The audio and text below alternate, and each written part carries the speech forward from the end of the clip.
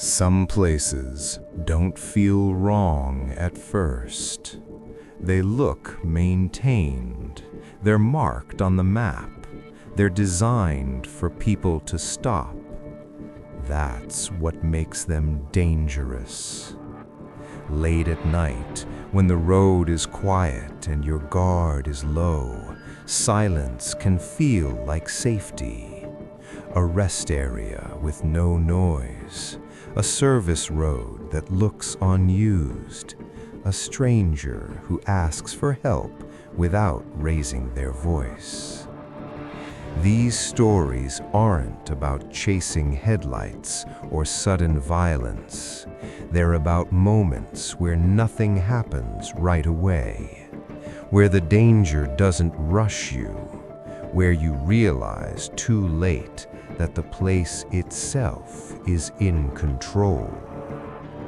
The next two stories happen after the drive slows down, after the decision to stop has already been made. And once you understand what's wrong, leaving isn't always an option. Story 1. The rest area that was too quiet. You don't always realize something is wrong because something happens. Sometimes you realize it because nothing happens at all. That's what bothered me about the rest area in western Nebraska. Not what I saw there, but what I didn't. I'd pulled off I-80 just after midnight, eastbound, hauling a dry load of auto parts out of Denver. It wasn't a long run, but it was late enough that my body had started asking for a break. Not sleep, just movement, a chance to stand up, stretch, reset my head. The rest area came up with little warning. No big sign miles ahead, no cluster of lights on the horizon, just a small green marker at the side of the road and an exit ramp slipping quietly into darkness. I took it without thinking too hard about it. That was my first mistake. The ramp curved gently and opened into a narrow lot bordered by trees on three sides. Only one light worked, a single sodium lamp near the center, flickering faintly, casting long shadows that didn't seem to match anything solid. There were two parking spots, both empty. That alone wasn't strange. It was late, rural. Places like this often sat unused for hours at a time. What bothered me was the silence. No wind through the trees, no insects, no distant highway noise. It felt like the sound had been turned down. I shut off the engine and sat there for a moment, listening. Nothing. I stepped out of the cab and stretched, joints popping as my boots hit the pavement. The air smelled faintly metallic, like wet concrete and old oil. I took a few steps toward the restroom building. That's when I noticed something odd. The doors were open, both of them. Not wide open, just cracked enough to show darkness inside. Most rest areas lock the bathrooms at night, or at least keep one side closed. This one looked abandoned. Still, I figured maybe maintenance had been through recently. I approached slowly. The closer I got, the more uncomfortable I felt. Not because of fear exactly, but because the place felt paused, like it had been left mid-moment and never resumed. There were no fresh footprints on the concrete, no tire tracks beyond my own, no trash, no cups, no cigarette butts, not even the usual grime. It was too clean. I stopped a few feet from the door and listened. Still nothing. I called out without thinking. "Hello?" My voice echoed off the tiled walls and died quickly. No response. I leaned inside and flicked my flashlight on. The beam swept across empty sinks, Empty stalls, empty mirrors. No signs of struggle, no signs of use. But something else caught my eye. The floor was wet, not puddled, just damp, like it had been mopped recently. That didn't make sense. I backed out slowly and turned, scanning the lot. That's when I realized something else. There were no cars anywhere. Not parked behind trees, not idling with lights off, not pulled off along the edges. And yet, the light was on, the bathrooms were unlocked, the place was maintained. I walked back toward my truck, unease settling deeper in my gut. As I reached for the door handle, I noticed the CB radio was on. I was sure I'd turned it off earlier. Static hissed softly through the speaker. Then, very faintly, a sound underneath it. Breathing. Not loud, not close, but rhythmic. I froze. The breathing stopped.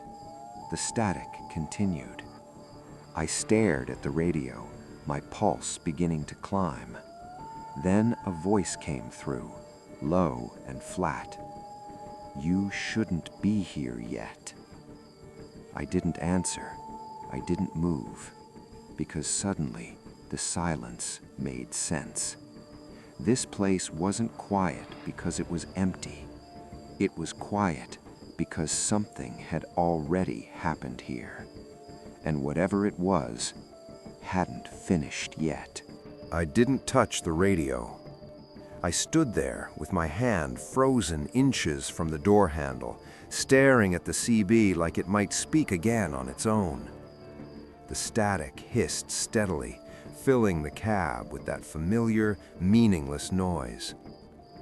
No breathing, no voice, just static. I told myself it had been interference, a distant transmission bleeding through at the wrong moment. It happens sometimes, especially out here where signals bounce strange across flat land. But I knew that wasn't true. I'd been driving long enough to recognize the difference between random chatter and someone addressing you directly. "You shouldn't be here yet." That wasn't a coincidence. I shut the door and locked it, the click sounding too loud in the quiet lot. I sat there for a few seconds, engine still off, listening. Nothing changed. No footsteps, no engines starting, no movement in the trees. I started the truck anyway. The engine's roar felt like a violation of the silence, like I'd done something wrong by making noise. The headlights flared brighter, pushing back the dark around the lot. That's when I noticed something new.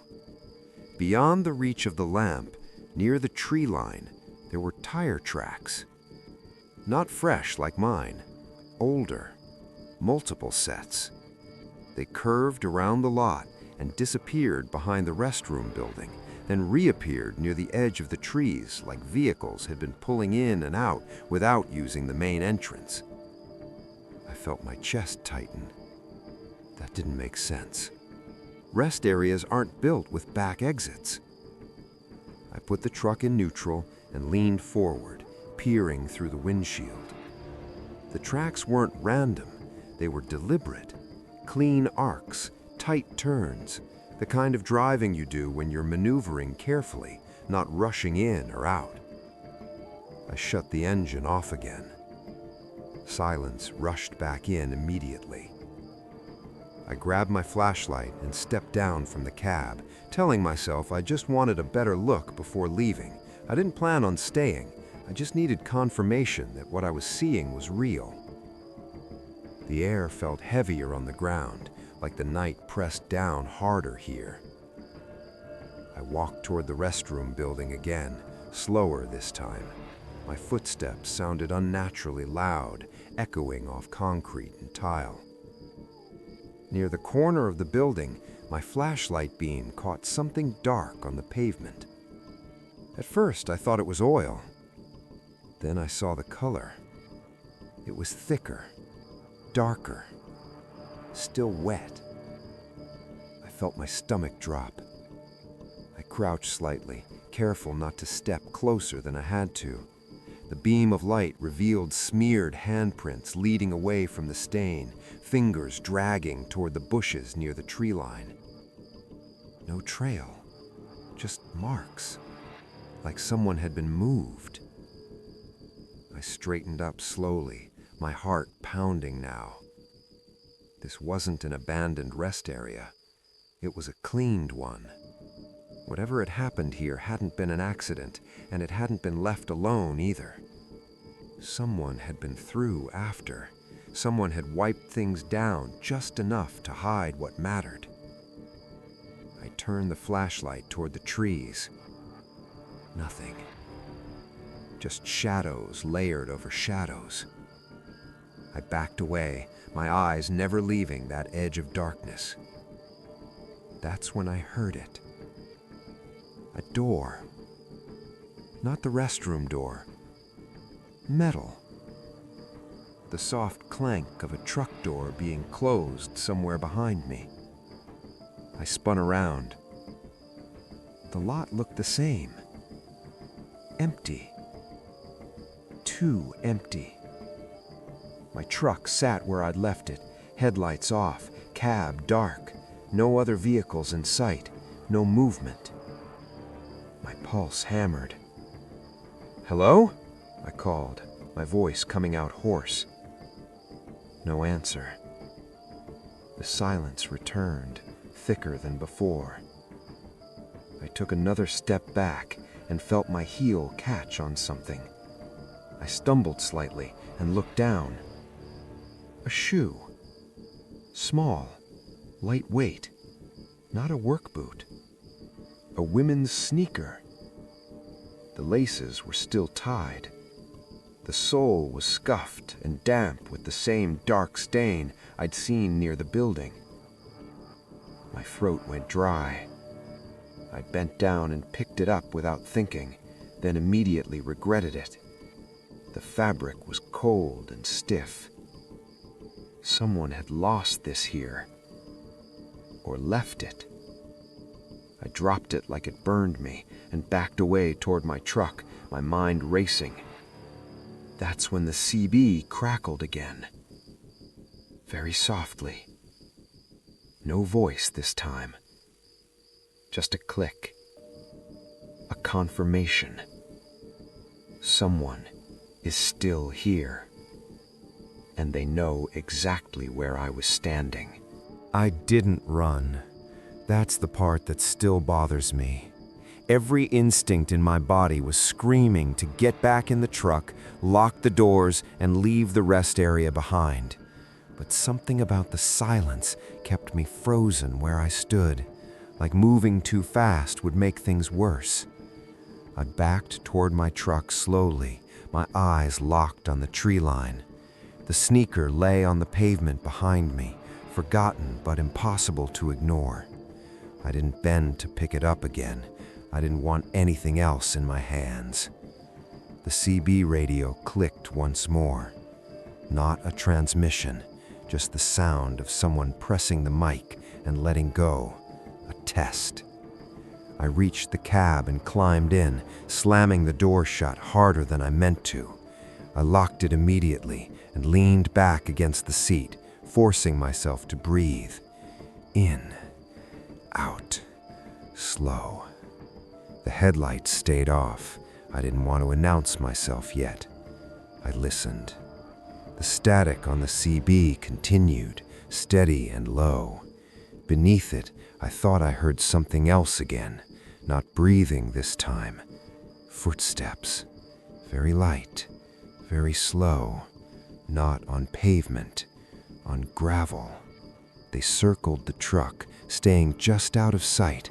I could hear them change texture as they moved, concrete to dirt to leaves. Whoever it was knew exactly how loud they were being. They wanted me to hear them. My heart pounded so hard it felt like it was vibrating through the seat. I stayed still, watching the mirrors, waiting for movement. Nothing. Then a shadow passed across the side of the trailer. Not fast, not hurried. Someone walking, close enough that the shape of their body blurred briefly against the metal. I held my breath. The footsteps stopped near the back of the cab, right outside my door. A hand brushed against the metal, not knocking, dragging lightly, fingertips sliding across paint. I clenched my jaw to keep my teeth from shattering. The CB crackled. "You didn't leave," the voice said quietly. It wasn't surprised. It sounded disappointed. "You're not supposed to be here yet." My mouth felt dry. "Where is she?" I asked before I could stop myself. There was a pause. Then, wrong question. The footsteps moved again, this time toward the front of the truck. I saw the shadow stretch across the hood, long and distorted under the sodium light. I turned the headlights on, the lot flooded with harsh yellow-white light. No one was there. The space around my truck was empty. No movement, no figures, just concrete, trees, and the dark outline of the restroom building. But I knew what I'd heard. I checked the mirrors. Nothing. Then I noticed something new. The passenger door handle was smeared. Dark. Wet. I swallowed hard. "You're making this difficult," the voice said over the CB. "We cleaned up already." That sentence made my stomach drop. "What cleaned up?" I asked. Another pause. "People make messes," he said. "Places like this don't stay quiet unless someone maintains them." That word again, maintains. I reached for the ignition. The engine turned over loudly, shattering the silence. The truck vibrated beneath me, alive again. I didn't wait for instructions. I threw it into gear and pulled forward. The headlights swept across the lot as I turned, catching something I hadn't seen before. Behind the restroom building, partially hidden by trees, was a vehicle. Not a truck, a van, white, unmarked, engine off. The side door was open. Inside, I saw straps, not seatbelts, tie-downs. I didn't slow down. The CB crackled one last time. "You're early," the voice said. "That makes you a problem." I aimed for the exit ramp, my tires squealing as I accelerated. For a moment, I thought I was free. Then the headlights came on behind me, not from the lot, from the service road that shouldn't have been there. And suddenly, I understood. This rest area wasn't too quiet because nothing happened here. It was quiet because no one stayed long enough to make noise. I didn't wait to see who was behind the headlights. The moment the light flared in my mirrors, I hit the accelerator and swung hard toward the exit ramp. The tires screamed, the trailer shuddering as the weight shifted behind me. For a split second, I thought the truck might jackknife, but momentum carried me forward. The ramp dipped sharply, then straightened. Pavement, guardrails, the interstate. I merged at speed, heart hammering, eyes glued to the mirrors. The headlights stayed behind me for only a moment, long enough to let me know they could follow if they wanted. Then they shut off, just like that. No pursuit, no horn, no final warning. The dark swallowed them completely. I didn't slow down until I reached the next town nearly 20 miles away.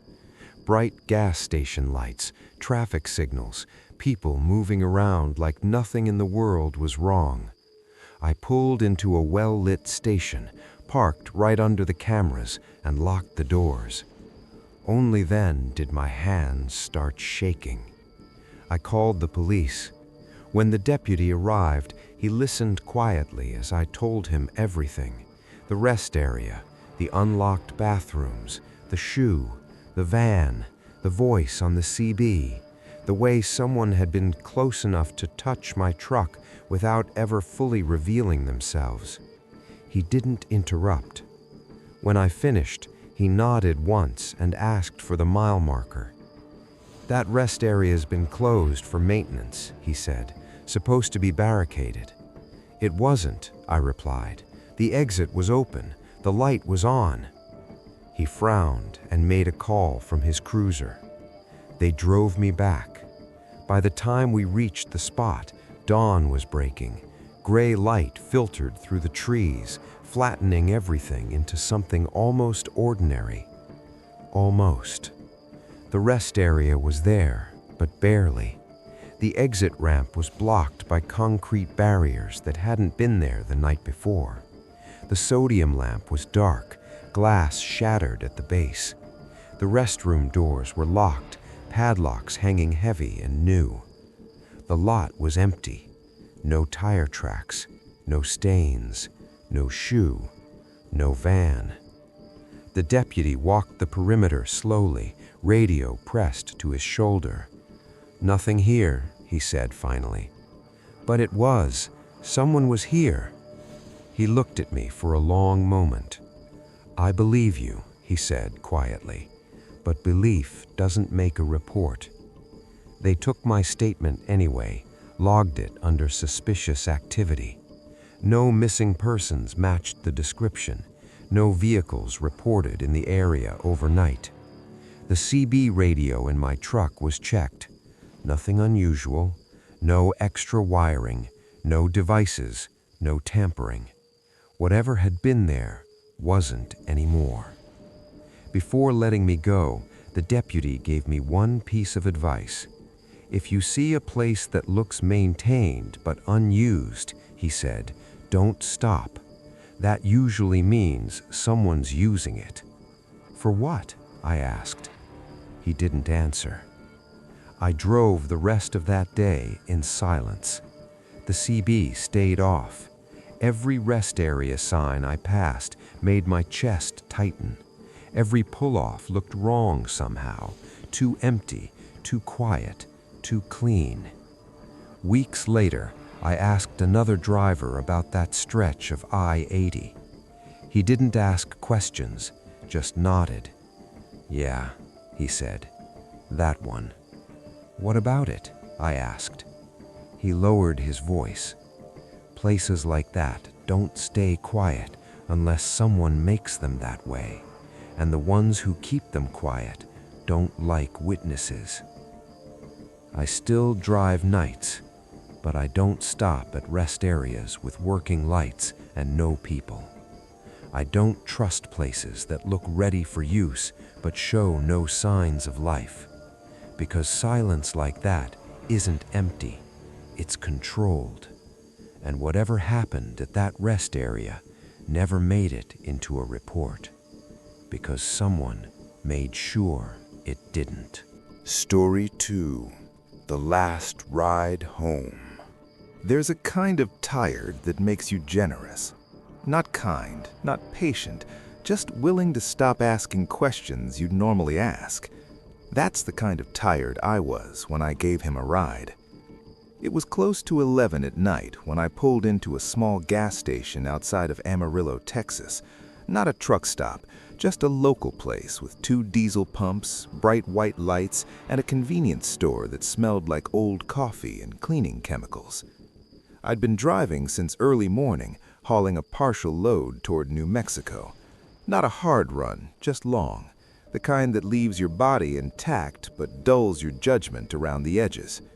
The lot was empty except for my rig and a single pickup parked crooked near the air pump.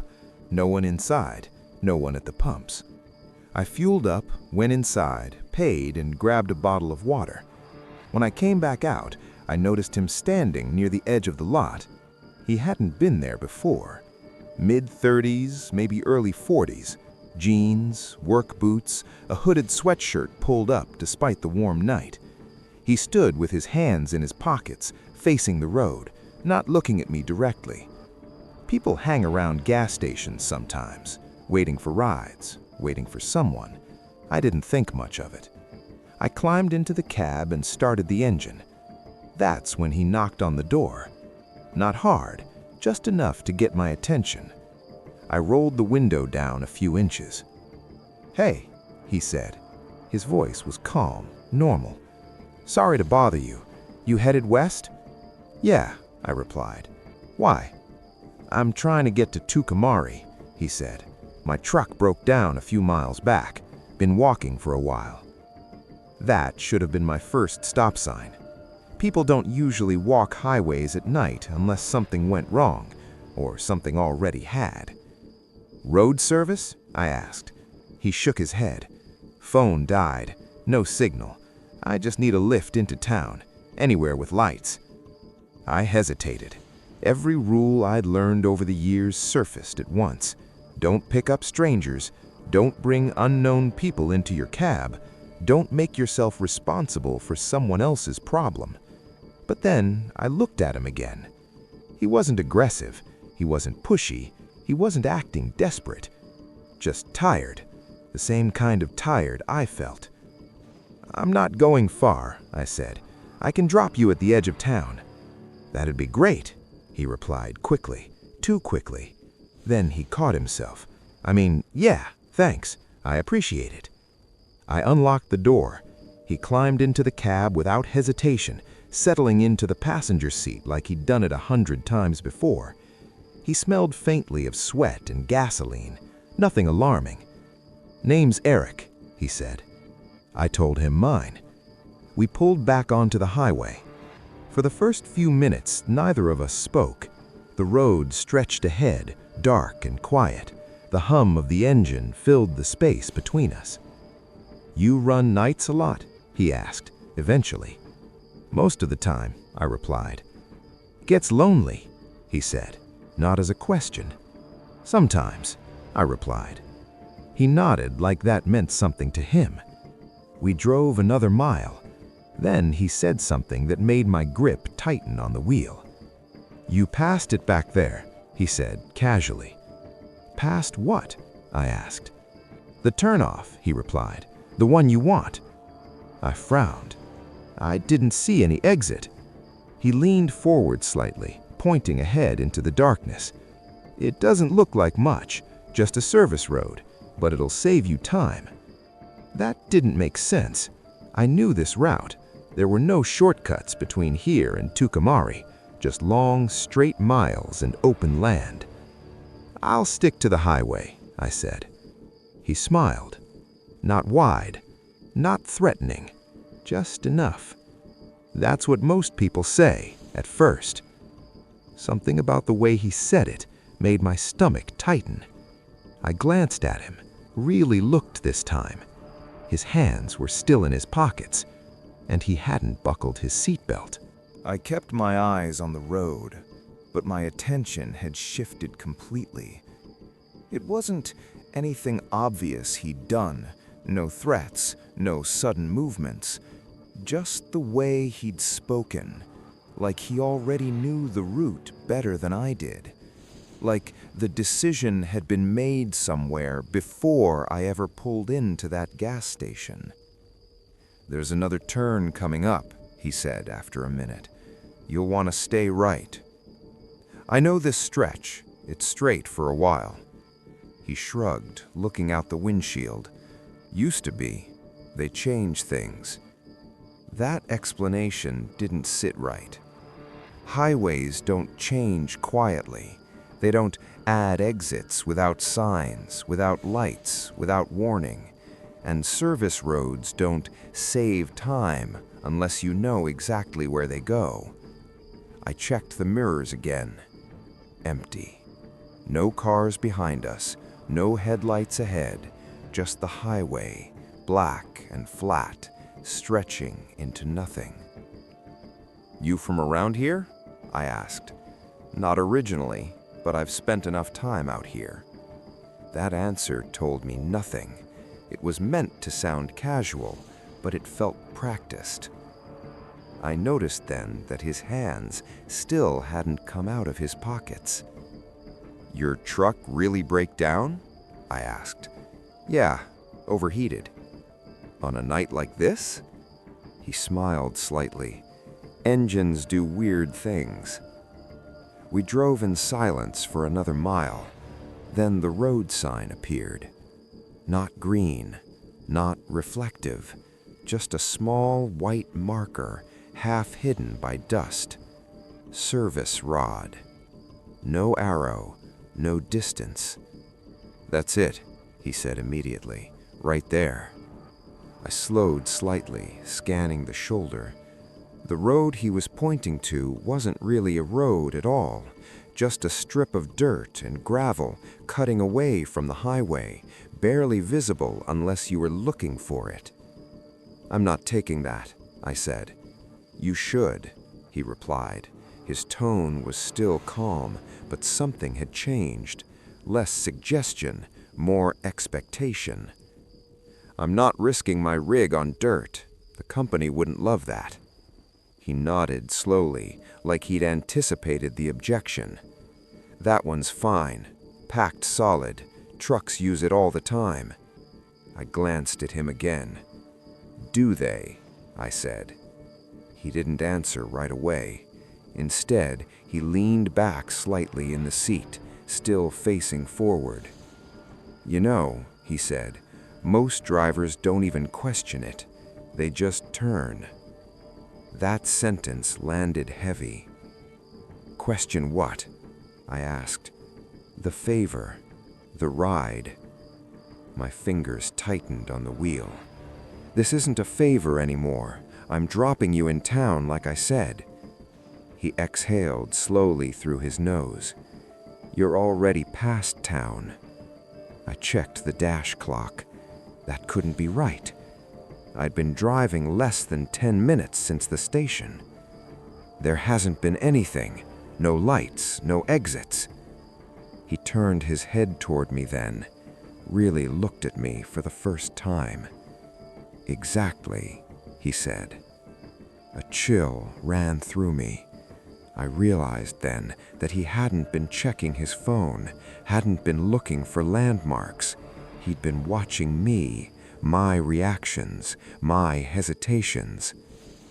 "You can let me out here," I said, keeping my voice steady.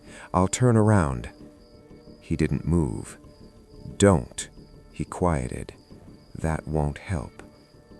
I slowed again, ready to pull onto the shoulder if I had to. That's when he finally took his hands out of his pockets. He didn't reach for me. He just placed something on the seat between us. A folded map. Old. Paper. Edges worn soft.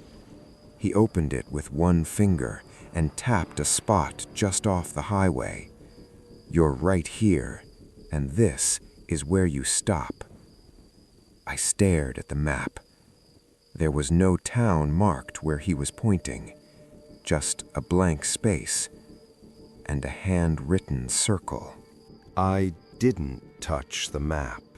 I stared at it lying open on the seat between us, the paper yellowed and soft at the edges, like it had been folded and unfolded too many times.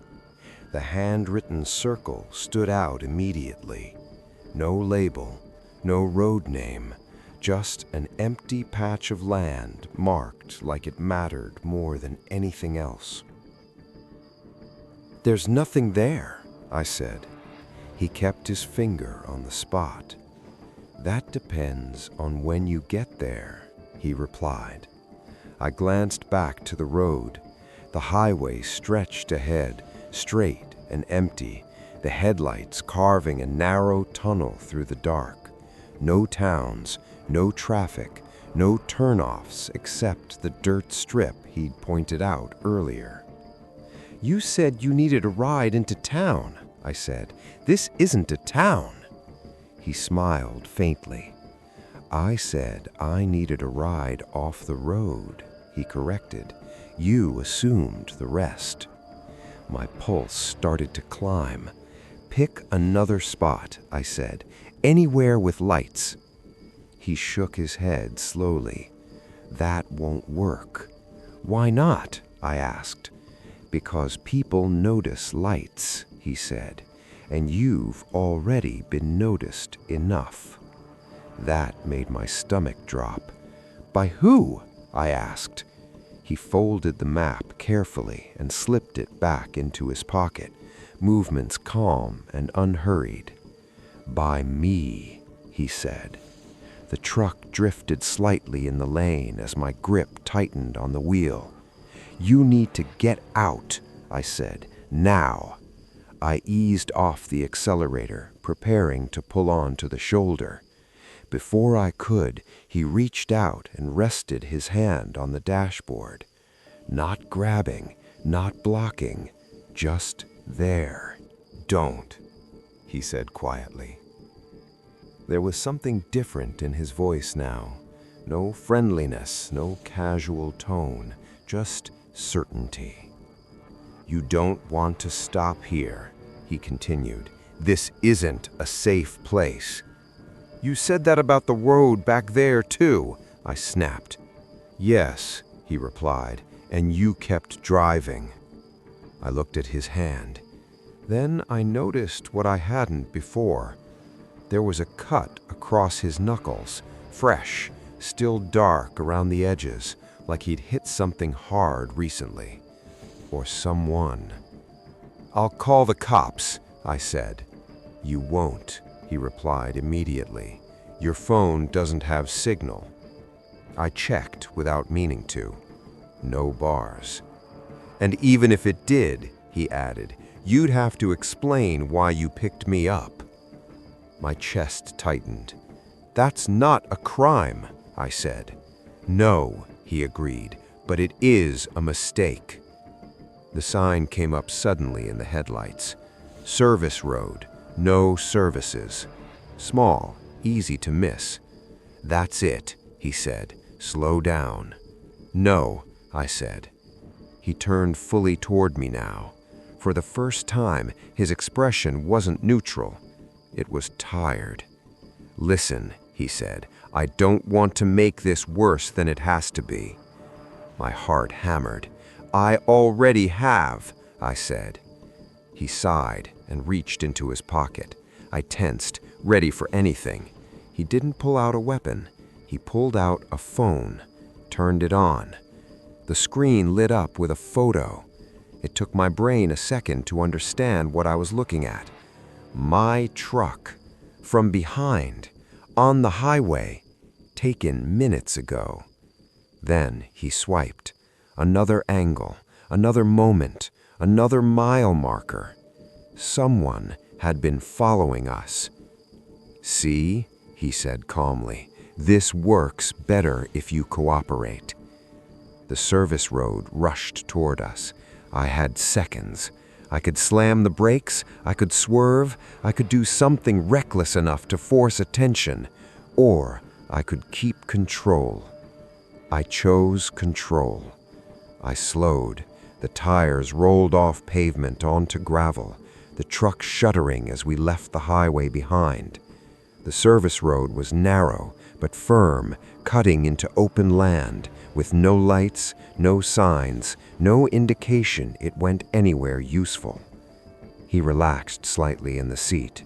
"Good," he said. "That's better." The highway disappeared behind us, and with it, every option I should have taken earlier. The service road stretched ahead of us like it had no intention of leading anywhere.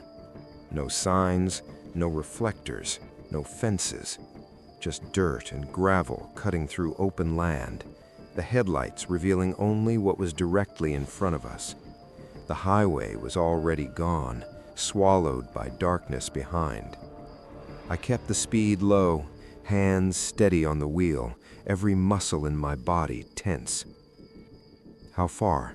I asked. "Not far," he said. "Far enough." That answer made my chest tighten. The road dipped slightly, then leveled out. In the distance, my headlights caught the shape of something low and dark against the horizon. A building. Not a house, Too wide, too flat, more like an old maintenance structure or a storage shed, half collapsed, barely standing. I slowed instinctively. "That's it," he said. "No," I replied immediately. "This wasn't the deal." He didn't argue. "That was never the deal," he said quietly. I reached for the door lock, then stopped. The truck rolled to a halt on its own. The engine died. I stared at the dashboard in disbelief and tried the ignition. Nothing. No crank, no warning lights, just dead. He watched me calmly. "You didn't think I'd get in without planning for that, did you?" he asked. My pulse thundered in my ears. "What did you do?" I demanded. "Nothing you won't be able to fix later, assuming you leave." That word hung between us, assuming. He opened his door and stepped down onto the gravel. I stayed frozen, hands gripping the wheel, listening to the sound of his boots crunching away from the cab. The silence felt heavier now, like the land itself was holding its breath.